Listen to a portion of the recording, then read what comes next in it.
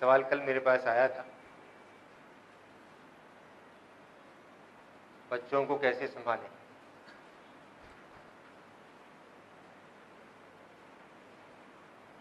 क्या जी, इंटरेस्ट है? इंटरेस्ट है? इसका उत्तर मैंने कल दिया था। जब अर्जुन की हमने चर्चा करी तो मैंने कहा कि ये बात भगवत गीता में शांत है, लेकिन मेरी दृष्टि में जब अर्जुन अपना राग अलाप रहा है, जब वो व्यथा में है, विक्षिप्त है, तो डूबता हुआ तिनके का सहारा तलाश रहा है। वो कोशिश कर रहा है कि एक लंगर डाले किसी किनारे पर, कृष्ण की ओर वो फेंक रहा है बार बार लंगर कि शायद कहीं अटक जाए और मैं उसके सहारे बाहर निकल सकूं। यही मन की अवस्था बच्चे की भी है, या किसी की भी। आपके घर में जो भी व्यक्ति परेशान है, हताश है, संतप्त है, क्रोधी है। एक सवाल ये भी आया था कि यहाँ है वो,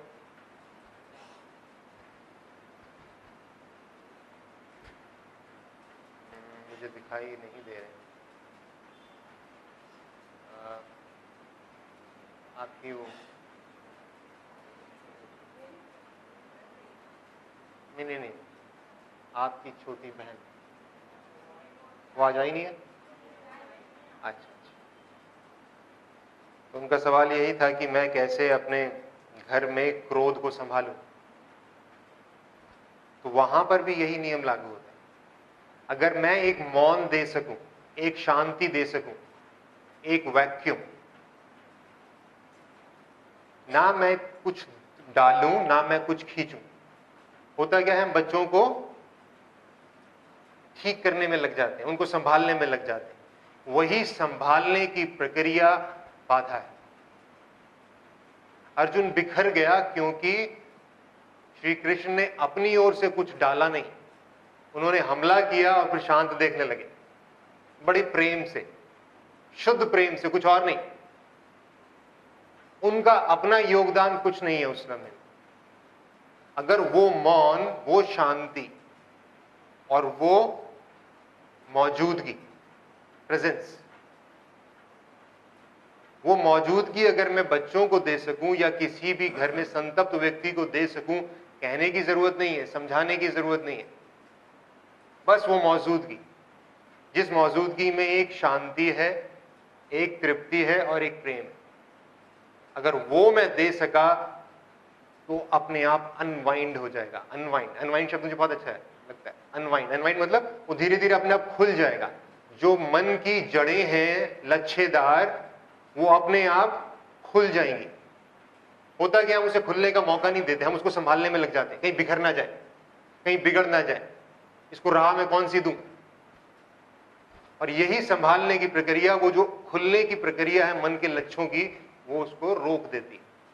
उसको मौका लग जाता है, वो किसी ना किसी बात को आपकी पकड़ लेगा। आप बच्चे को कुछ भी बोलिए कि बेटा आपने मुझे प्रॉमिस किया था आप पढ़ेंगे, लेकिन मम्मी आपने भी कहा था कि आप मुझे टाइम दोगे, आपने टाइम दिया। उसको मौका मिल गया, वो एकदम उसके पास कोई ना कोई किनारा मिल गया जहां वो अपना लंगर डाल सकता है। आप कुछ भी कहेंगे उसमें से वो कोई ना कोई सूत्र खोज लेगा आपके खिलाफ, या परिस्थिति के खिलाफ, या स्कूल में टीचर के खिलाफ, या अपने दोस्तों के खिलाफ, या अपने भाई या बहनों के खिलाफ। कहीं ना कहीं वो कुछ ढूंढ लेगा, कोई भी व्यक्ति हो। बच्चों का मैं उदाहरण इसलिए दे रहा हूं कि हम बुजुर्ग लोग अपने पे तरह कम देखना चाहते हैं, बाकी हालात सबके एक ही हैं, हम सब बच्चे हैं। मन यानी बच्चा, मन यानी बच्चा।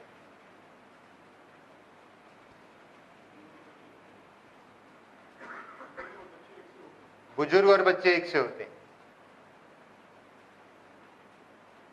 क्यों? बुजुर्ग और बच्चे एक से क्यों होते हैं?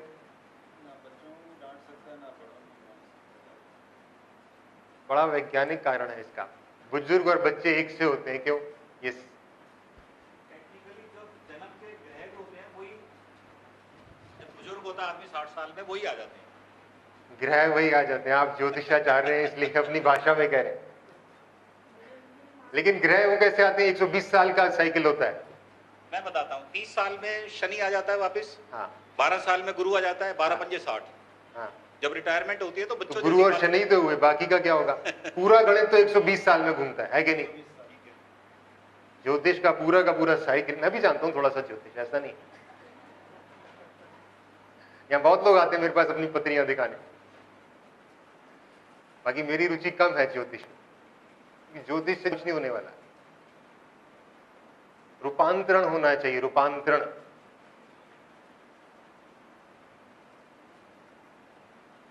कारण क्या है? बच्चे की तरह बुढ़े या बुजुर्ग लोग क्यों हो जाते हैं? वृद्धावस्था बाल अवस्था की तरह क्यों हो जाती है?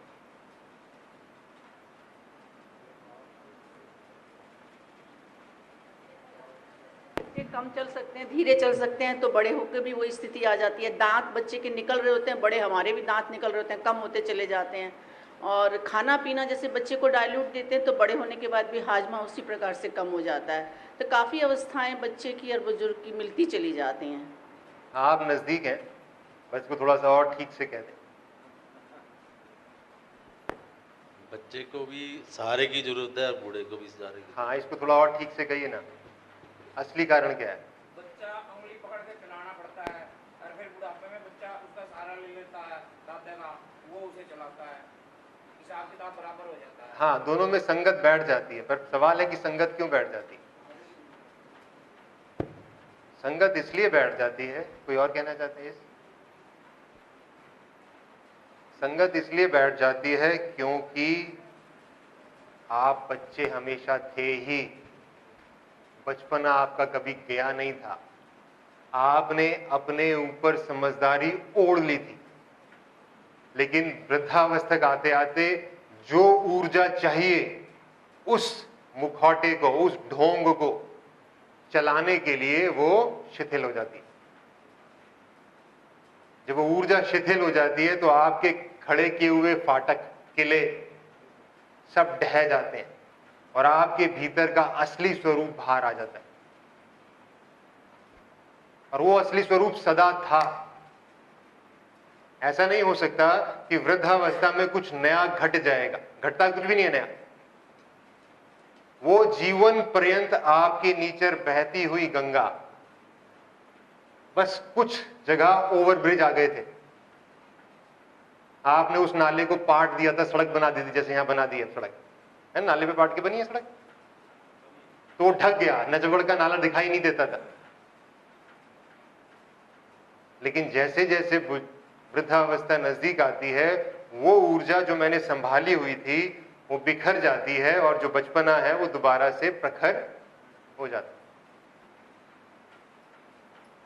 दूसरा, इस तरीके से कहिए कि जीवन पर्यंत जो भी आकांक्षाएं आप पूरी नहीं कर सके, उन आकांक्षाओं का बल इतना ज्यादा हो जाता है कि वो आपके समूचे ढांचे को तोड़ता हुआ बाहर प्रकट हो जाता है।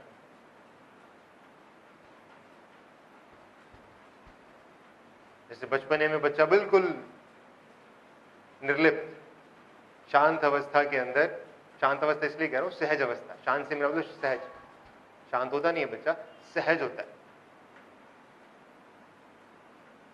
वो अपने आप को प्रकट करता चलता है। लेकिन वृद्धावस्था आते आते आते आते जो आपने युवावस्था में, आपकी मध्य अवस्था में मैंने सामाजिक आचरण अपने ऊपर लादा था, वो उसके फल स्वरूप जो मेरा दमन हुआ था मन का, जो आकांक्षाएं मैंने पूरी नहीं करी थी, वो अपने वेग के द्वारा उस मुखौटे को तोड़ देती और उसमें सहयोग करता है आपकी शिथिल होती हुई ऊर्जा। ऊर्जा शिथिल हो जाती। अपने आप को संभालने के लिए बहुत ऊर्जा चाहिए, छोड़ने के लिए नहीं चाहिए। तो आप आखिरी में पाते हैं कि छोड़ देना ही बेहतर है, क्यों संभाला। तो इसलिए जो भी आपके घर में कोई बुजुर्ग हो, कोई बालक हो, कोई युवा हो, अशांत हो, संतप्त हो, क्रोधी हो, सबसे सरल उपाय है आपकी मौजूदगी, आपकी मौजूदगी। उसको लंगर डालने के लिए कोई खूंटा ना दीजिए जहां वो अटका सके। काम हो गया? क्लियर है?